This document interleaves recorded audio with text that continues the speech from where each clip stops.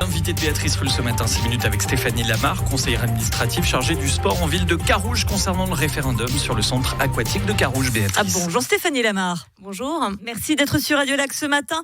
Vous portez donc ce projet de centre aquatique qui comprend, on le rappelle, 4 bassins, un de 25 mètres, une pataugeoire, une piscine ludique, une pour des activités. Le tout pour plus de 74 millions de francs. 74 millions. Carouge a gagné au Suisse Loto ou quoi ? Pas encore, mais c'est vraiment un projet qui répond aux besoins vraiment de toutes les catégories de la population, et ça, c'était véritablement essentiel. Peut-être dire que c'est un bassin de 25 mètres plus 8 mètres qui permet justement une grande polyvalence également pour non seulement les nageurs, les écoles et le water polo aussi qui joue dans du 33 mètres. Donc vraiment l'idée de ce bassin et de ce projet, c'est de répondre à toutes les catégories de population, que ce soit les enfants, les parents, les nageurs, les clubs sportifs, les personnes qui font aussi de l'aquagym, de l'aquafitness et les scolaires. Je rappelle qu'on a un peu moins de 2000 enfants qui doivent apprendre à nager, et il est essentiel de pouvoir leur proposer aussi des bassins pour justement pouvoir apprendre à nager. Et donc, c'est un aspect de sécurité et de santé. Se pose donc cette question du financement. Damien Guinchard, le président de la section carougeoise de l'UDCT, était à votre place. Je vous laissais prendre le petit casque. Et il a son avis sur la question de ce financement. On l'écoute.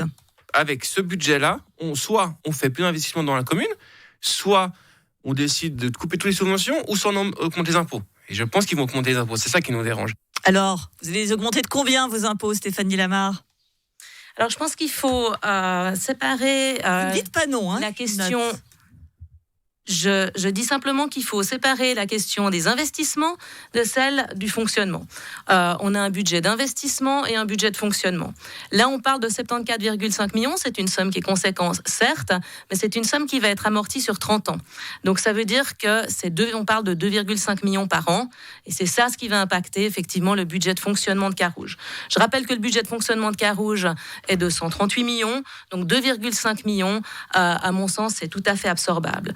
Je relèverais également, si on fait un petit calcul, ces 2,5 millions, si on les divise par le nombre d'habitants, on arrive à peu près, donc 23 000 habitants, on arrive à peu près à 109 francs par an, donc c'est 9 francs par mois pour les habitants. Donc une augmentation de 9 francs par mois pour les Carougeois, minimum. Alors, c'est un budget qui devrait être absorbable, à mon sens, durant ces prochaines années. Maintenant, il faut aussi savoir que les aspects de fiscalité au niveau de Carouge vont de toute façon, une fois ou l'autre, se poser, puisque, comme vous le savez, on a des projets de développement qui sont fort importants, avec notamment le PAV, et que ces questions de fiscalité vont devoir se poser. Donc, ce n'est pas la piscine en tant que telle qui fera augmenter les impôts. Les opposants pointent aussi le fait que les Carougeois vont utiliser ce centre aquatique, mais il n'y aura pas que les Carougeois, et que finalement, comme c'est un peu une portée presque cantonale, ce centre aquatique, ce ne serait pas injustifié que d'autres payent également.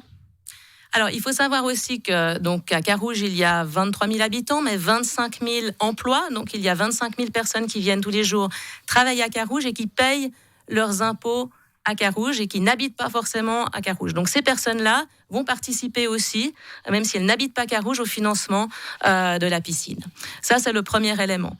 Ensuite, il faut aussi savoir que sur ce projet, eh bien, malheureusement, nous avons fait la tournée des popotes pour voir si nos communes voisines voulaient participer à ce projet. Et il y a un principe qui est l'autonomie communale, qui fait qu'une commune peut décider ou non de ses investissements. Et les communes que nous avons contactées nous ont malheureusement dit non. Ce que l'on peut aussi comprendre, parce que je pense que si la ville de Genève nous demandait de participer à toutes ces infrastructures sportives... Participer au MH, je ne suis pas sûre que vous voudrez.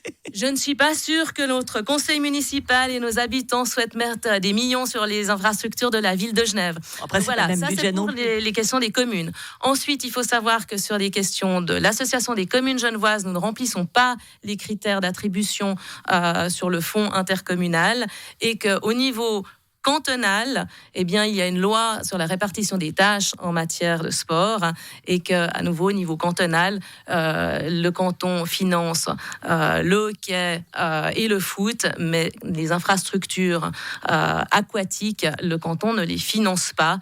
sauf éventuellement pour des aspects d'élite ou un projet qui rayonnerait de manière internationale. Et notre projet de piscine de Carouge est un magnifique projet, mais ça reste un projet de piscine municipale et dont le but est vraiment de répondre à toutes les catégories de la population. Donc c'est un projet qui est populaire, véritablement. Pour terminer, Stéphanie Lamarre, on ne vous le souhaite pas, mais si la population dit non, qu'est-ce qui se passe ? Alors, nous n'avons pas de plan B, puisque je rappelle que ça fait 10 ans qu'on travaille sur ce projet, 10 ans qu'on travaille avec le conseil municipal qui a pu participer à chaque étape de la procédure, qui a pu modifier le projet, qui s'est vraiment investi aussi dans ce projet.